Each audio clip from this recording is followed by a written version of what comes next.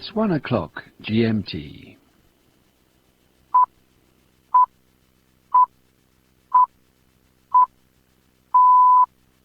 BBC News with John Jason.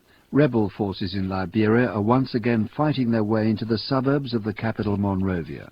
The sound of gunfire has been reverberating across the city, with shells hitting areas where thousands of civilians have sought refuge. The first mosque rebuilt in the Bosnian Serb capital of Banja Luka since the end of the Yugoslav civil war has been opened at a ceremony attended by several thousand Bosnian Muslims. Member states of the European Union have urged Russia to ratify the Kyoto Protocol on greenhouse gases. American military officials in Iraq have begun recruiting for the new army that will replace the forces of the former Iraqi leader Saddam Hussein. Palestinian militants say they've released the governor of the occupied West Bank town of Jenin several hours after abducting him. The main Colombian rebel group, the FARC, has asked for a meeting with the Secretary-General of the United Nations, Kofi Annan. BBC News. BBC World Service. Now, in Play of the Week, we've the first of a new two-part adaptation, recorded entirely on location in a Tudor house in the south of England, of one of William Shakespeare's most classic love stories, Romeo and Juliet. Written in 1597, the play remains as universal today as it was for Shakespearean audiences. It's the story of two feuding families, the Montagues and the Capulets, and how a son from one household and a daughter from the other meet and fall in love, and then try to defend their love to the death. It's as much about hate as love, and also about prejudice, loyalty, idealism, romanticism, envy, and self-sacrifice. It has at the heart of it, of course, two young protagonists whom we as an audience want beyond measure to succeed and to be happy in their love, but whose fate we know is inevitable. With such a classic plot, it's easy to see why the story has endured and been revisited so often as ballet, film and opera. But what you're about to hear has been specifically adapted for a radio version, so it may not be advisable to listen with a text in your hand. Because, of course, what radio can do so well is move location, come up mid-scene, and doesn't need entrances and exits. So the themes of impetuous youth and male pride are brought very much to the forefront, and not least because it's a play which runs at nearly 3.5 hours in the theatre, and we've reduced it to two parts of less than an hour each. The shape of the acts and the scenes may be slightly different. But within these 2 hours you will still hear some of the most beautiful language ever written by Shakespeare. Now we begin with part 1 of Romeo and Juliet.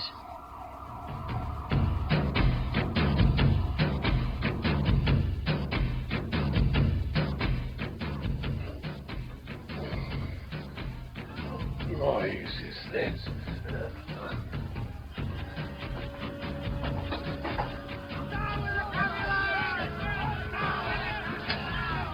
Give me my longsword! Out! I call you for a sword, my Lord Capulet. A sword, I say! Montague is come and flourishes his blade in spite of me.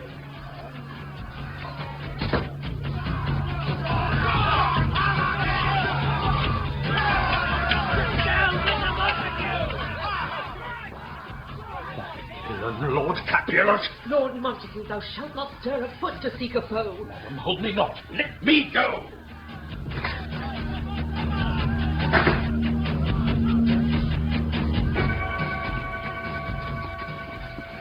Two households, both alike in dignity, in fair Verona, where we lay our scene. From ancient grudge break to new mutiny, where civil blood makes civil hands unclean. From forth the fatal loins of these two foes, a pair of star-crossed lovers take their life, whose misadventure, piteous overthrows, do, with their death, bury their parents' strife. Draw thy tool! Fearful passage of their death-marked love, and the continuance of their parents' rage, which, but their children's end, naught could remove. It is now the 2 hours' traffic of our stage. Draw thy tool, Montague's man. Do you bite your thumb at us, sir? I do bite my thumb, sir. Do you bite your thumb at us, sir? No, young Capulet, I do not bite my thumb at you, sir, but I bite my thumb, sir. But do you quarrel, sir? Quarrel, sir? No, sir. If you do, sir, I am for you. Here comes my Lord Montague's kinsman Benvolio. Draw, if you be a man.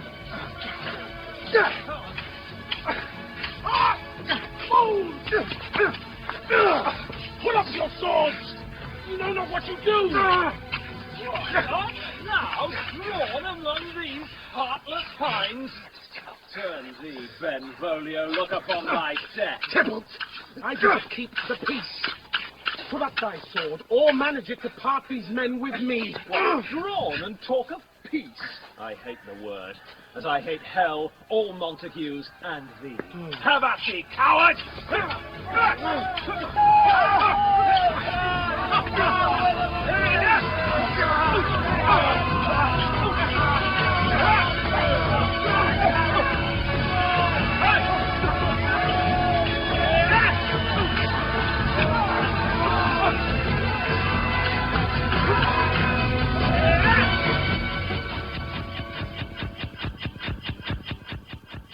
Civil brawls, bred of an airy word by thee, old Capulet, and Montague, have thrice disturbed the quiet of our streets, and made Verona's ancient citizens cast by their grave beseeming ornaments to wield old partisans in hands as old, cankered with peace, to part your cankered hate. If ever you disturb our streets again, your lives shall pay the forfeit of the peace. Once more on pain of death, all men depart.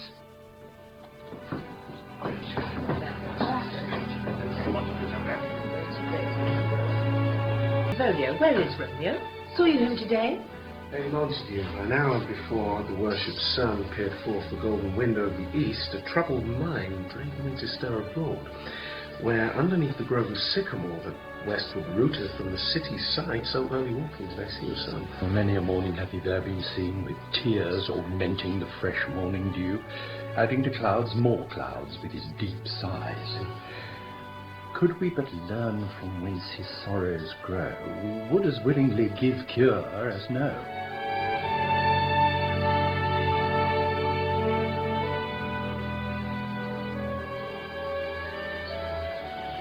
What is love else? A madness most discreet? Gentle in his view, should be so tyrannous and rough in proof. Alas, that love, whose view is muffled still, should, without eyes, see pathways to his will. Where shall we dine? Ah me, what a fray was there! Yet tell me not, for I have heard it all. That's much to do with hate, but more with love. Still waking sleep that is not what it is.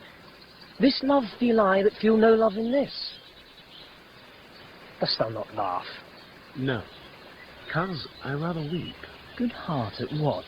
At thy good heart's oppression. Why, such is love's transgression. Farewell, my coz. So, I will go along. And if you leave me so, you do me wrong.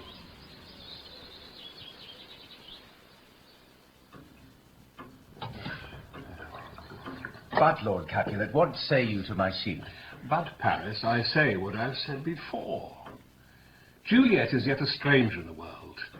She hath not seen the change of 14 years.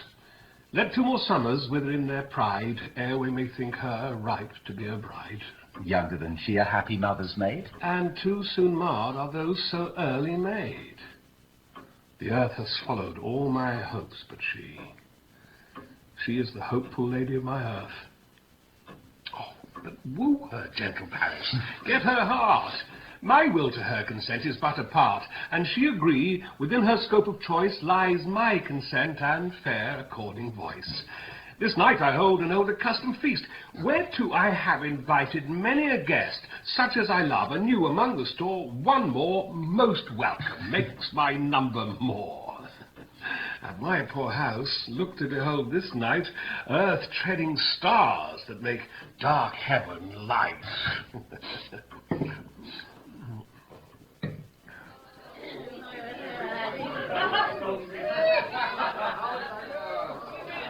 Thou canst not teach me to forget. Tut, man. One fire burns out another's burning. One pain is lessened by another's anguish. Turn giddy and behold thy backward turning. One desperate grief cures with another's languish.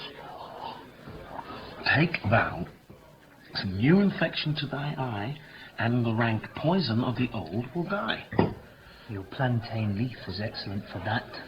For what, I pray thee? For your broken shin. Romeo, art thou mad? Not mad, but thou more than a madman is. Shut up in prison, kept without my foot, whipped and tormented. Good evening, good fellow. God be good in. I pray, sir, can you read? Aye, mine own fortune in my misery. Well, perhaps you have learnt it without book, but I pray, can you read anything you see? Aye, if I know the letters and the language. You say honestly. Rest you merry. Stay, fellow, I can read. Give me the paper. Signor Martino and his wife and daughters, Signor Placentio and his lovely nieces, Mercutio and his brother Valentine, my fair niece, Rosaline, Tybalt, and the lively Helena. A fair assembly. Whither should they come? Up. Whither? To a masked ball. To our house. Whose house? My master's. Indeed, I should have asked you that before. Well, now I'll tell you without asking. My master is the great rich Capulet, and if you be not of the house of Montagues, I pray, come masked and crush a cup of wine. Rest you merry. At this same ancient feast of Capulet sups the fair Rosaline, whom thou so lovest, with all the admired beauties of Verona. Go thither, and with unattainted eye compare her face with some that I shall show. I will make thee think thy swan a crow.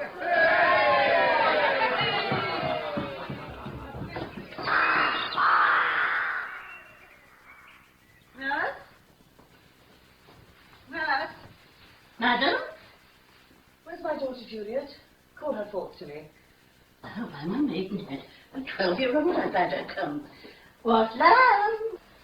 God forbid, where's the girl? What, Juliet? And now, who calls? Your mother. Madam, I'm here. What is your will? This is the matter. Oh, nurse, give leave a while. We must talk in secret. Nurse, come back again.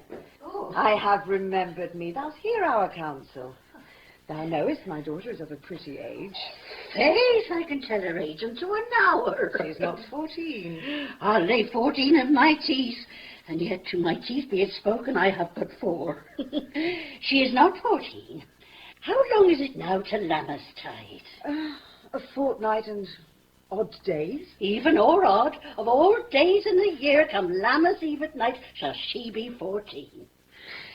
Susan and she, God rest all Christian souls, were of an age. Well, Susan is with God. She was too good for me. But, as I said, on Lammas Eve at night shall she be 14. That shall she marry. Oh, I remember it well. Since the earthquake now, 11 years and she was weaned. I never shall forget it, of all the days of the year upon that day. She could have run and watered all about, for even the day before she broke her brow.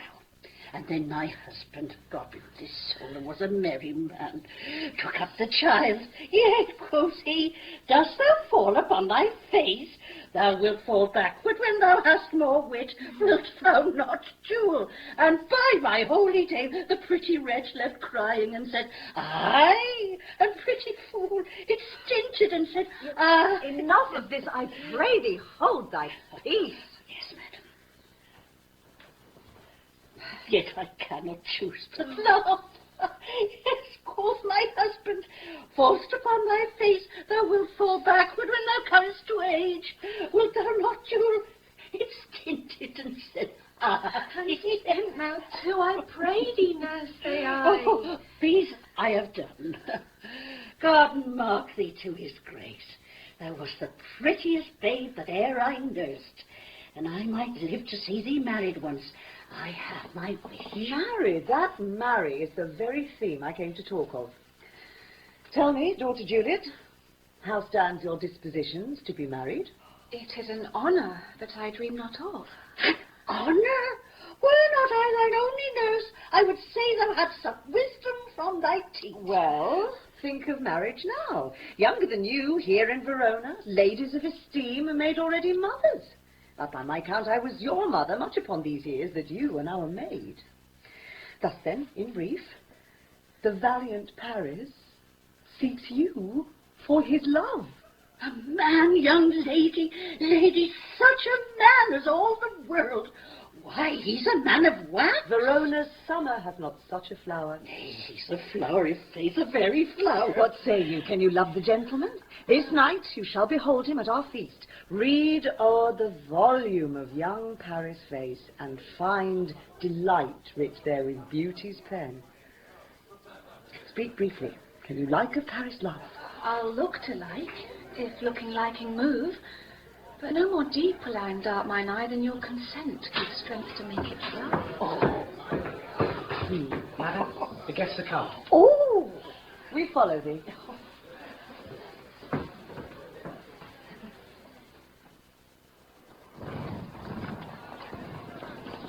What? Shall this speech dispose for our excuse, or shall we on without apology? We'll measure them and measure and be gone. Give me a torch. I'm not for this ambling. Being but heavy, I will bear the light. Nay, gentle Romeo, we must have you dance. Not I, Mercutio. You have dancing shoes with nimble soles. I have a soul of lead, so stakes me to the ground, I cannot move. You are a lover. Borrow Cupid's wings and soar with them above a common bound. And to soar and pierce with his shaft, to soar with his light feathers. Under love's heavy burden do I sink. And to sink in it should you burden love. Too great oppression for a tender thing. Is love a tender thing? It's too rough, too rude, too boisterous, and it pricks like thorn. If love be rough with you, be rough with love. Prick love for pricking and you beat love down. Give me a mask to put my visage in. A visor for a visor. What care I what curious eye doth quote deformities? Here are the beetle brows shall blush for me. Come, knock and enter, and no sooner in, but every man betake him to his legs. A torch for me. I'll be a candle holder and look on. And we mean well in going to this mask, but 'tis no wit to go. Why, may one ask? I dreamt a dream tonight. And so did I. Well, what was yours? That dreamers often lie in bed, asleep, while they do dream things true. Oh, then I see Queen Mab hath been with you. She is the fairy's midwife, and she comes in shape no bigger than an agate stone, on the forefinger of an alderman, drawn with a team of little atomies athwart men's noses as they lie asleep. Her wagoner, a small grey-coated gnat, of half so big as a round little worm pricked from the lazy finger of a maid. Her chariot is an empty hazelnut, made by the joiner squirrel or old grub, and in this state she gallops night by night through lovers' brains, and then they dream of love. O ladies' lips, who straight on kisses dream, which oft the angry Mab with blisters plagues. Sometime she driveth over a soldier's neck, and then dreams he of cutting foreign throats, and then anon drums in his ear, at which he starts and wakes, and being thus frighted, swears a prayer or two, and sleeps again. This is that very Mab, this is the hag, when maids lie on their backs, that presses them, and learns them first to bear, making them women of good carriage. This is she. Peace, peace, Mercutio, peace. Thou talks of nothing. True. I talk of dreams.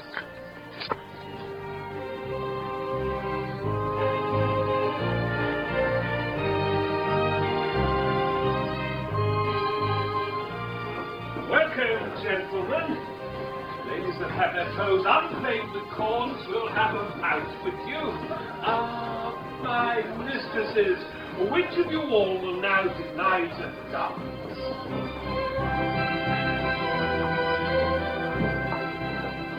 Go, Juliet, seek happy nights and happy days.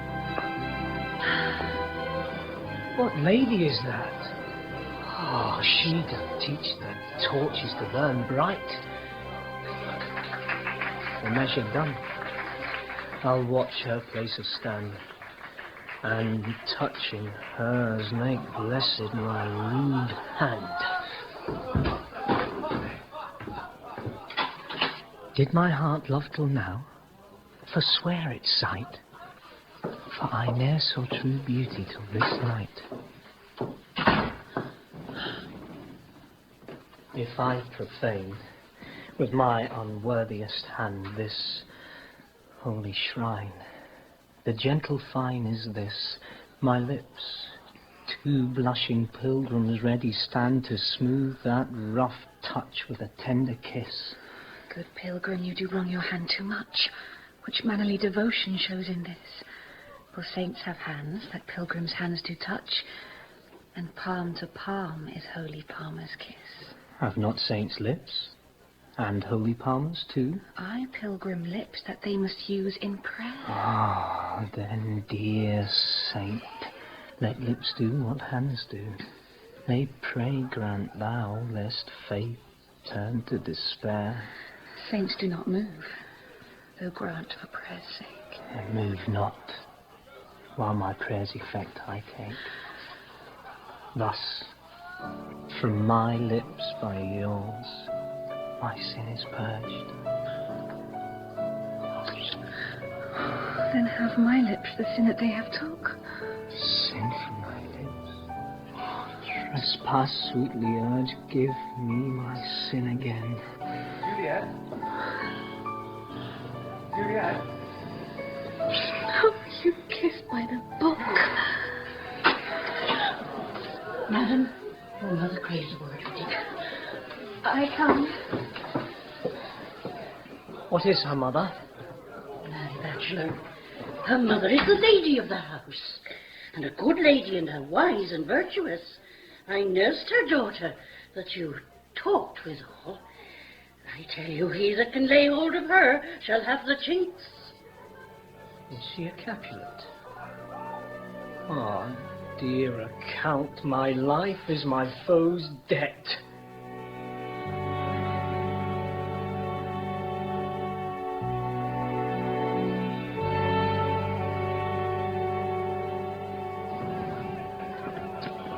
Dare that Montague come hither. Fetch me my rapier, boy. My lord.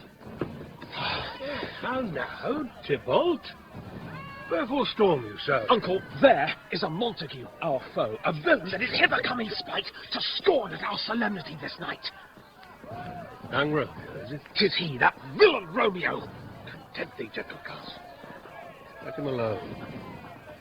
I would not put the wealth of all the town here in my house to him disparagement. I'll not endure him. But he shall be endured. What, Goodman, boy, I say, he shall. Go to. Am I the master here, or you? Go to. Shall not endure him. Tremend my soul. You'll make a mutiny among my guests. Or you will set cock-a-hoop. You'll be the man. Why, uncle, 'tis a shame. I will withdraw. But this intrusion shall, now seeming sweet, convert to bitter gall. I thank you, honest gentlemen. Good night. More torches here. Come on, then. Let's to bed.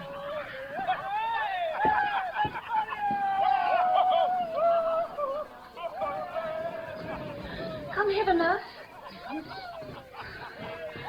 What's he that follows there that will not dance? I know not. Go ask his name. If he be married, my grave is like to be my wedding bed. His name is Romeo, and a Montague, the only son of your great enemy. My only love sprung from my only hate.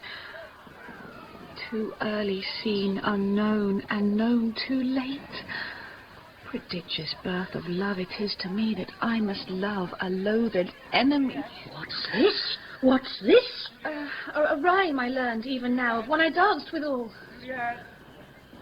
It is the noble county Paris lady.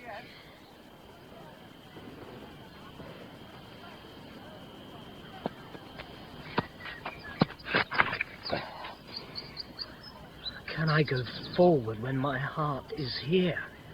Romeo! My cousin Romeo! He is wise, and on my life hath stolen him home to bed. He ran this way and left this orchard wall.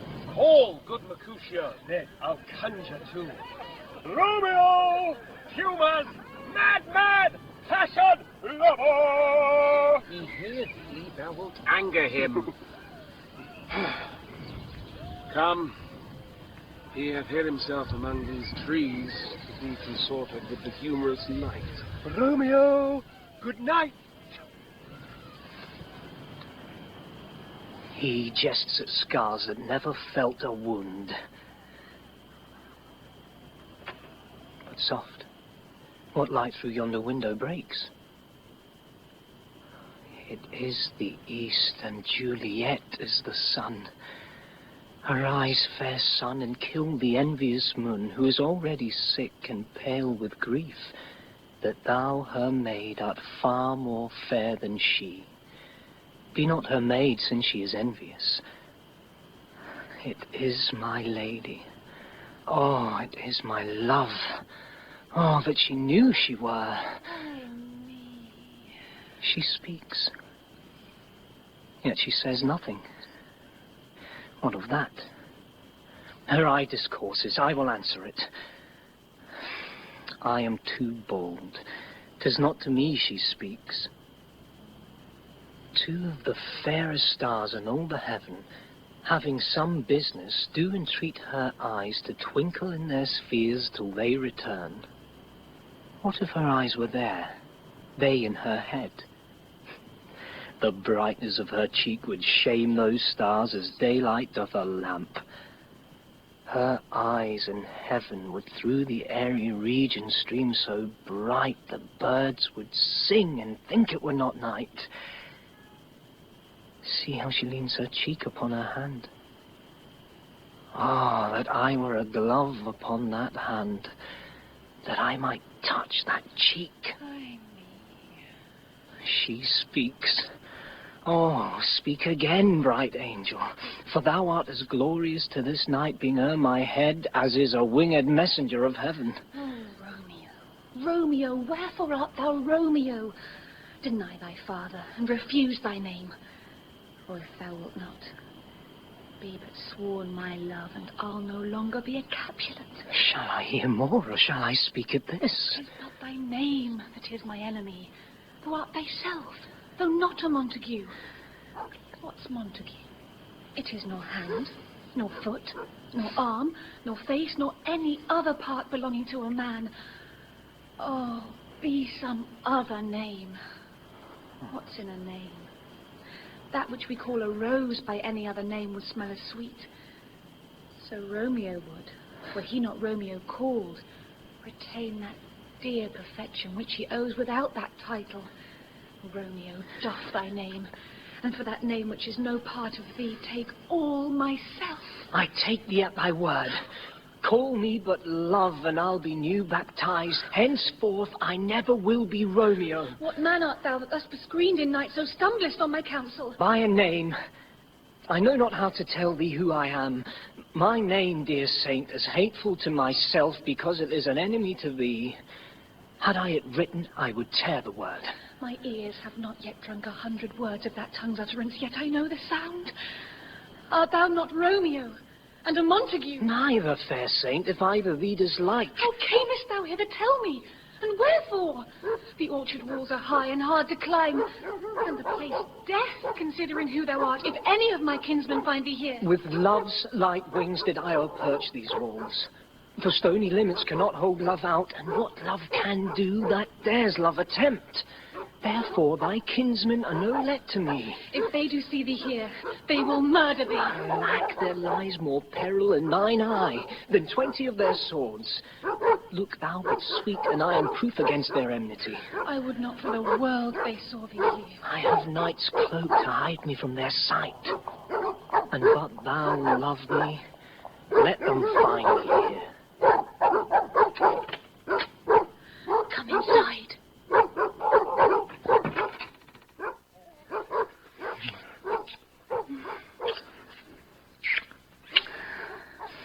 By whose direction foundest thou out this place? By love, who first did prompt me to inquire. He lent me counsel, and I lent him eyes.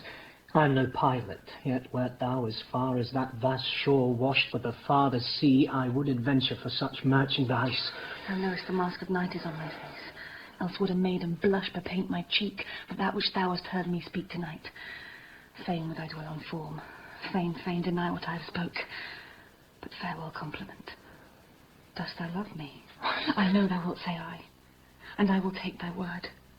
Yet if thou swearest, thou mayest prove false. At lovers' perjuries they say Job laughs. O gentle Romeo, if thou dost love, pronounce it faithfully. Or if thou thinkst I am too quickly won, I'll frown and be perverse and say thee nay, so thou wilt woo, else not for the world. In truth, fair Montague, I am too fond, and therefore thou mayst think my haviour light. But trust me, gentlemen, I'll prove more true than those that have more cunning to be strange. I should have been more strange, I must confess, but that thou overheardst ere I was ware my true love's passion. Therefore pardon me, and not impute this yielding to light love which the dark night hath so discovered. Lady, by yonder blessed moon I swear. Swear not by the moon, the inconstant moon, that monthly changes in her circle's orb, lest that thy love prove likewise variable. What shall I swear by? Do not swear at all. Or if thou wilt, swear by thy gracious self, which is the god of my idolatry, and I'll believe thee. If my heart's dear love... Well, do not swear. Although I joy in thee, I have no joy in this contract tonight. It is too rash, too unadvised, too sudden, too like the lightning which doth cease to be ere one can say it lightens. Sweet, good night. This bud of love, by summer's ripening breath, may prove a beauteous flower when next we meet. Good night. Good night.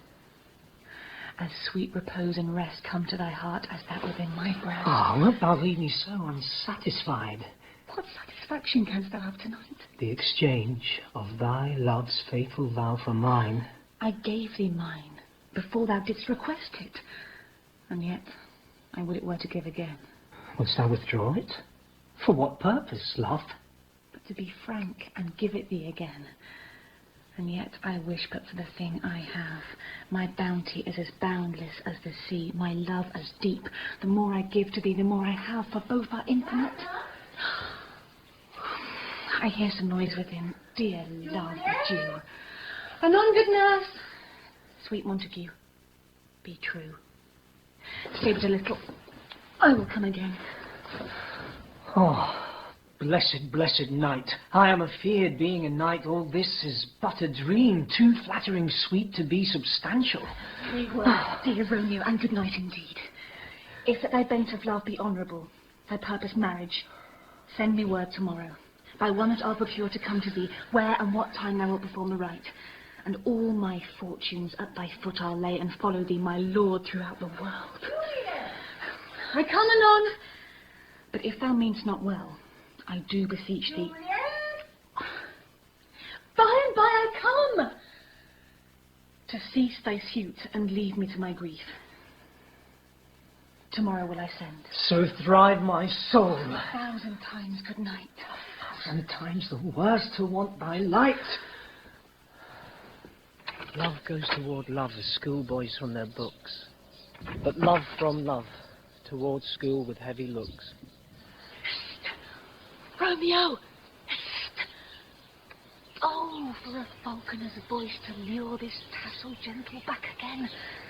Bondage is hoarse and may not speak aloud, else would I tear the cave where echo lies, and make her airy tongue more hoarse than mine with repetition of my Romeo's name. It is my soul that calls upon thy name. How silver sweet sound lovers' tongues by night, like softest music to attending ears. Romeo! My dear? At what o'clock tomorrow shall I send to thee? At the hour of 9. And will not fail. 'Tis 20 years till then.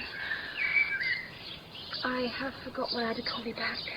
Let me stand here till thou remember it. I shall forget to have thee still stand there, remembering how I love thy company. And I'll still stay to have thee still forget, forgetting any other home but this. It is almost morning. I would have thee gone, and yet no further than a wanton's bird, who lets it hop a little from her hand, like a poor prisoner in his twisted gyves, and with a silk thread plucks it back again, so loving, jealous of his liberty. I would I were thy bird. Sweet, so would I. Yet I should kill thee with much cherishing. Good night. Good night. Parting is such sweet sorrow that I shall say good night till it be morrow. Sleep dwell upon thine eyes, peace in thy breast. Would I were sleep and peace so sweet to rest. Hence will I to my ghostly friar's cell his help to crave and my dear hap to tell.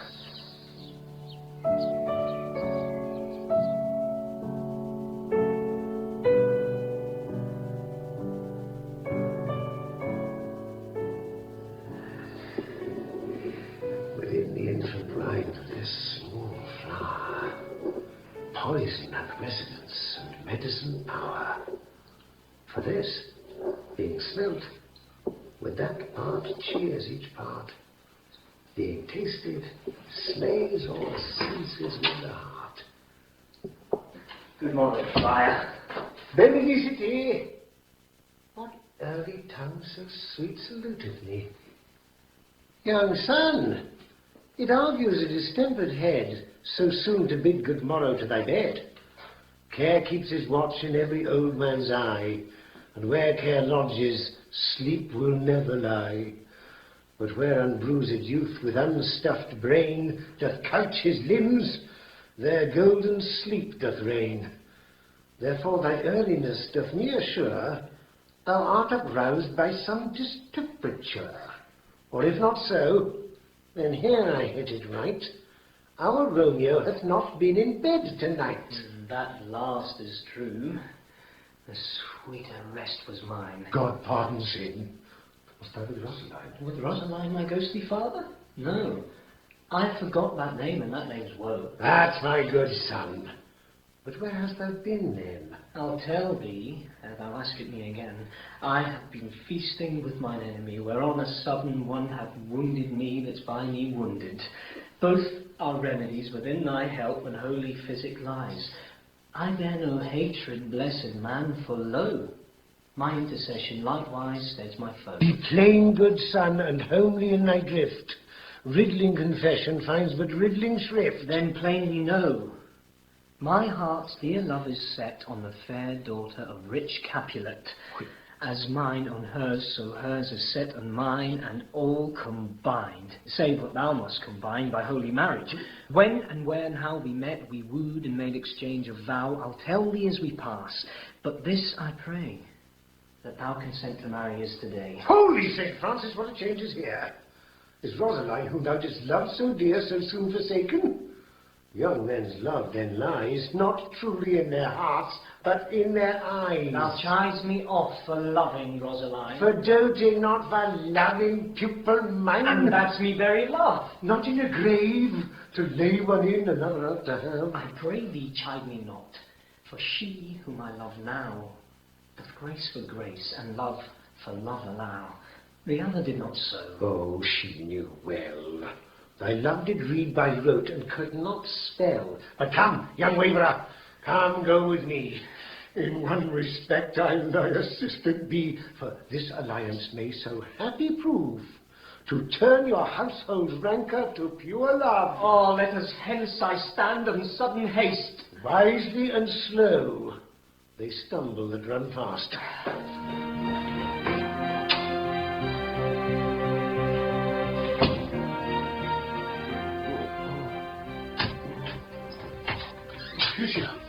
Mercutio.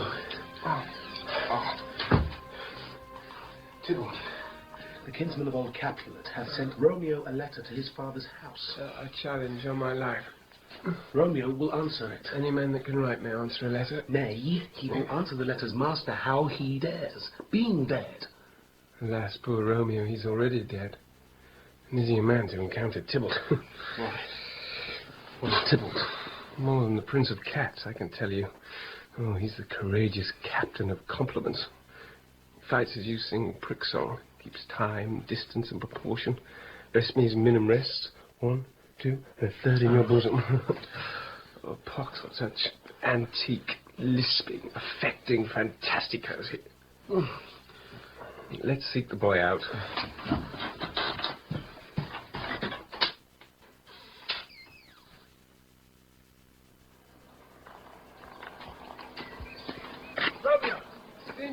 Romeo! There's a French salutation to your French slop. You gave us the counterfeit fairly last night. Good morrow. What counterfeit did I give you? The slip, sir, the slip. Can you not conceive? My business was great. In such a case as mine, a man may strain courtesy. That's as much as to say such a case as yours constrains a man to bow in the hand. Meaning to curtsy. Thou hast most kindly hit it. A most courteous exposition. I'm the very pink of courtesy. Pink for flower? Right. Why then is my pump well flowered? I will bite thee by the ear for that jest. Nay, good goose, bite not. Why, is not this better now than groaning for love? Now art thou sociable, now art thou Romeo. Now art thou what thou art, by art as well as by nature. For this drivelling love is like a great natural that runs lolling up and down to hide his bauble in a hole. Stop there, stop there. Thou desirest me to stop in my tail against the hair. Thou wouldst else have made thy tail large. Oh, though I'd deceived, I would have made it short. For I was come to the whole depth of my tale, and meant indeed to occupy the argument no longer. Here's goodly gear. God ye good morrow, gentlemen. God ye good den, fair gentlewoman. Is it good den? 'Tis no less, I tell you, for the bawdy hand of the dial is now upon the prick of noon. Out upon you, what a man are you? One gentlewoman that God hath made for himself to mar. Oh, by my troth, 'tis well said. For himself to mar, quotha. Gentlemen, can any of you tell me where I may find the young Romeo? I can tell you, but young Romeo will be older when you have found him than he was when you sought him. I am the youngest of that name, for fault of a worse. You say well. If you be he, sir, I desire some confidence with you. I will follow you. Farewell, ancient lady. Farewell. Lady, lady, lady. And as I told you, my young lady bade me inquire you out. What she bade me say, I will keep to myself. Nurse, commend me to thy lady and mistress. I protest unto thee... Good heart and a face, I will tell her as much. Lord, Lord, she will be a joyful woman. What wilt thou tell her, nurse? Thou dost not mark me. I will tell her, sir, that you do protest, which, as I take it, is a gentlemanlike offer. Bid her devise some means to come to Shrift this afternoon, and there she shall, at Friar Lawrence' cell, be shrived and married. Here is for thy pains. Oh, no, truly, sir, not a penny. Go to, I say you shall. Oh, this afternoon, sir. Well, she shall be there. And stay, good nurse, behind the abbey wall. Within this hour my man shall be with thee and bring thee ropes made like a tackled stair, which to the high top gallant of my joy must be my convoy in the secret night.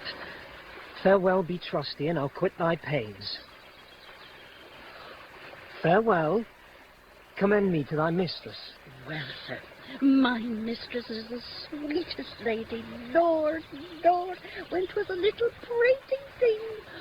Oh, there is a nobleman in town, one Paris, that would fain lay knife aboard. But she, good soul, had as lief see a toad, a very toad, as see him.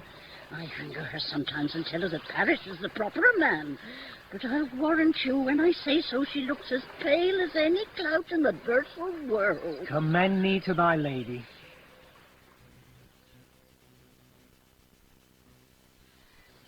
The clock struck 9 when I did send the nurse. In half an hour she promised to return. Perchance she cannot meet him. That's not so. Oh, she is lame. Love's herald should be thoughts which 10 times faster glide in the sun's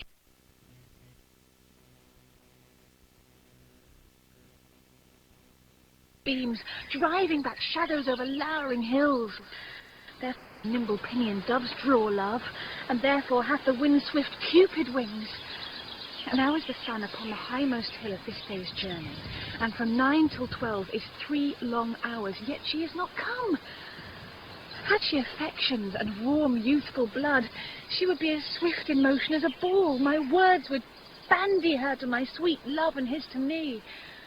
But old folks, many fain as they were dead, unwieldy, slow, heavy, and pale as lead. Oh, God! She comes! Oh, honey nurse, what news? Hast thou met with him? Now, good sweet nurse. Oh, Lord, why lookest thou sad? Oh, the news be sad, yet tell them merrily. If good, thou shamest the music of sweet news by playing it to me with so sour a face. I am a-weary.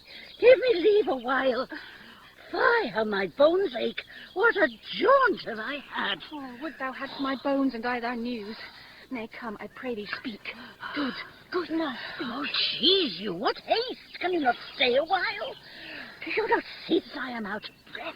How art thou out of breath, when thou hast breath to say to me that thou art out of breath?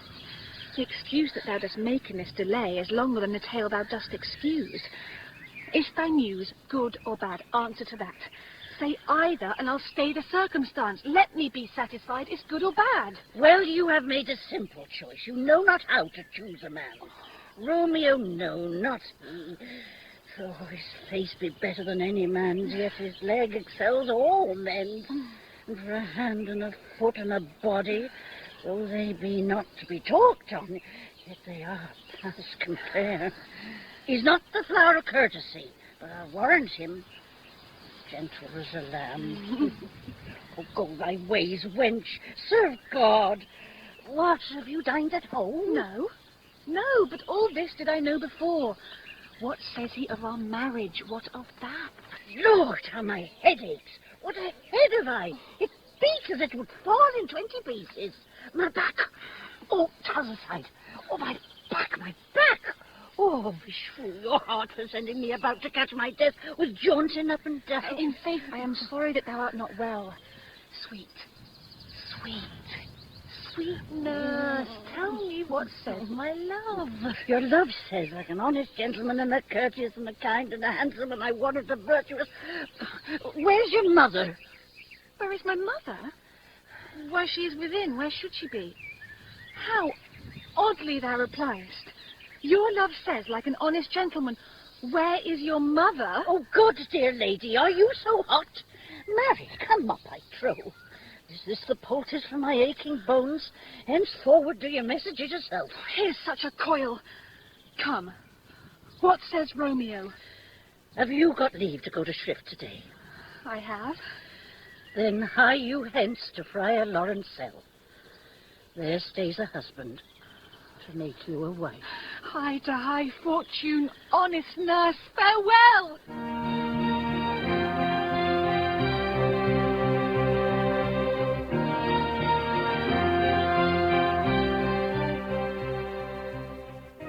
Romeo, so smile the heavens upon this holy act, that after hours with sorrow chide us not.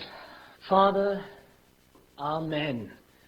But come what sorrow can, it cannot countervail the exchange of joy that one short minute gives me in her sight. Do thou but close our hands with holy words, then, love-devouring death, do what he dare. It is enough. I may but call her mine. These violent delights have violent ends, and in their triumph die, like fire and powder, which as the kiss consume. Here comes Juliet. Good even to my ghostly confessor. Romeo shall thank thee, daughter, for us both. As much to him, else is his thanks too much. Ah, Juliet, if the measure of thy joy be heaped like mine, and that thy skill be more to blazon it, then sweeten with thy breath this neighbour air, and let rich music's tongue unfold the imagined happiness that both receive in either by this dear encounter. Conceit, more rich in matter than in words, brags of his substance, not of ornament. They are but beggars that can count their worth. But my true love is grown to such excess, I cannot sum up some of half my wealth. Come with me, and we will make short work, for by your leave you shall not stay alone, till Holy Church incorporate two in one.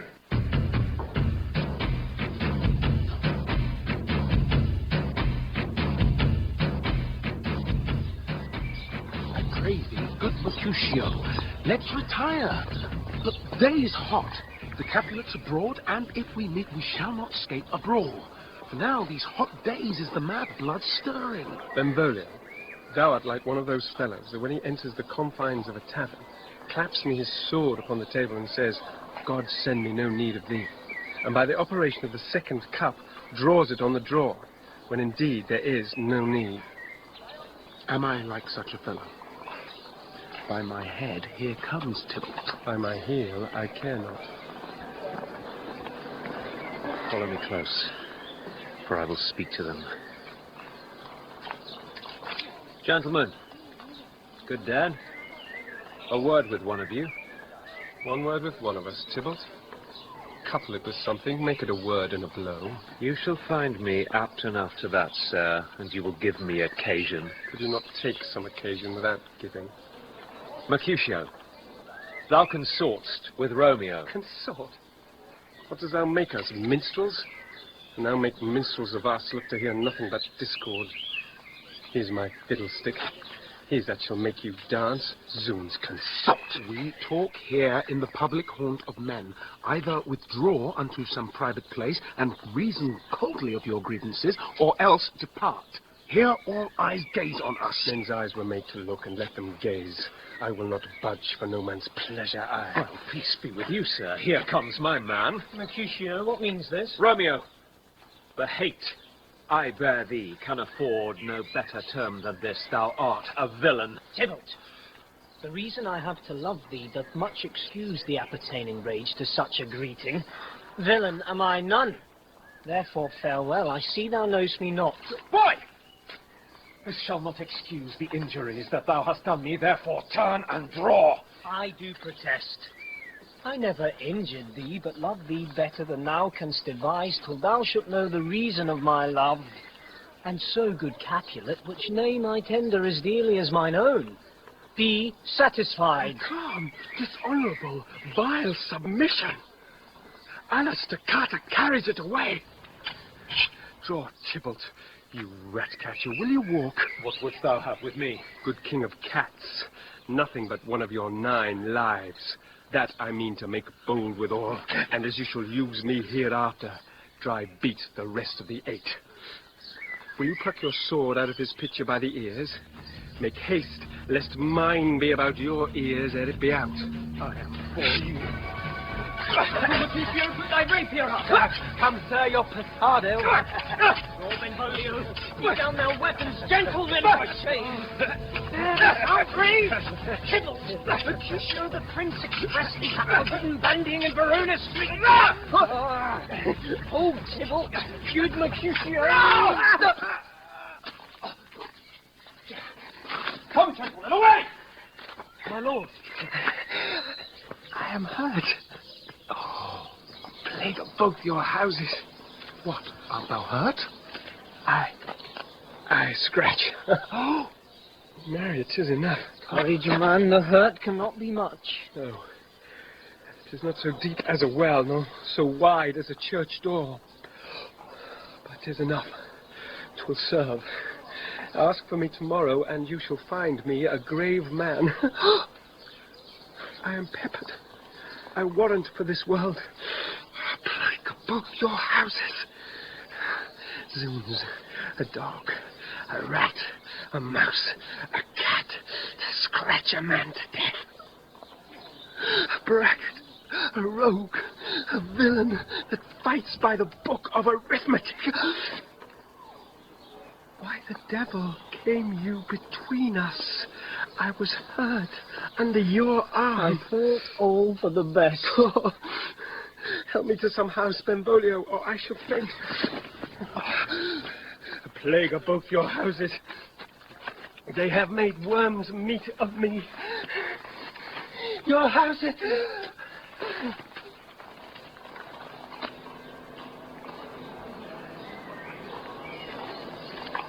Brave Mercutio's dead. This day's black fate on more days doth depend. This but begins the woe others must end. Here comes the furious Tybalt back again. Alive in triumph and Mercutio slain. Away to heaven respective lenity and fire-eyed fury be my conduct now. Now, Tybalt, take the villain back again that late thou gavest me. For Mercutio's soul is but a little way above our heads, staying for thine to keep him company. Either thou, or I, or both must go with him. Oh, wretched boy, doth this consort him here. Shalt with him, and this sword shall determine that.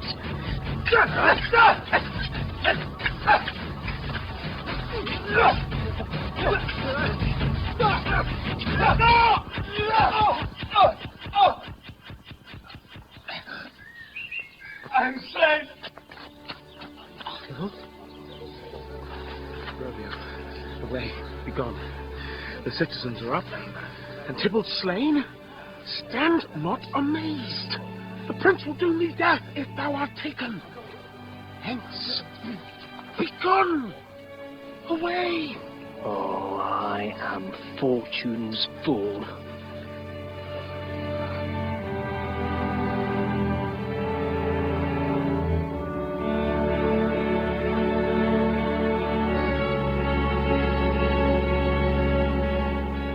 In part 1 of Romeo and Juliet by William Shakespeare, adapted for radio by Paul Brennan, Romeo was played by Ian Robertson and Juliet by Jasmine Hyde. Capulet was David Calder, Lady Capulet Liza Sadovey, and Friar Lawrence Carl Johnson. The nurse was Anne Beach, Mercutio Paul Brennan, Benvolio Danny Sapani, and Tybalt Simon Day. Paris was Theo Fraser Steele, the Prince Daniel York, Chorus David Thorpe, and the page Richard Firth. Lord Montague was Geoffrey Beavers, and Lady Montague Richenda Carey. Other parts were played by members of the cast. Technical presentation was by Simon Moorcroft, and the broadcast assistant was Lee Wilson. It was directed for BBC World Service by Marion Nancarrow.